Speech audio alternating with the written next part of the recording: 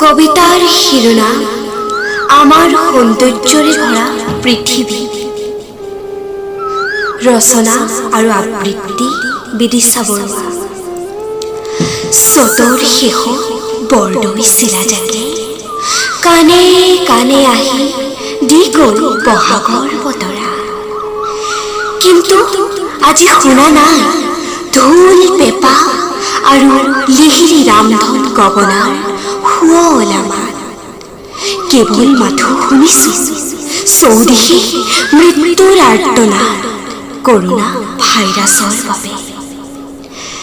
আজি প্ৰকৃতি শান্ত, ৰাস্তা পদূলিও নিমাও চৌদিশ যেন পৰিষ্কাৰ প্ৰদূষণ মুক্ত হৈ পৰিছে।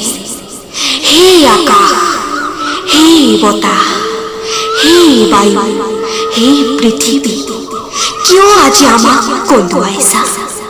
আমাৰনো কি আছিল দুখ আজি?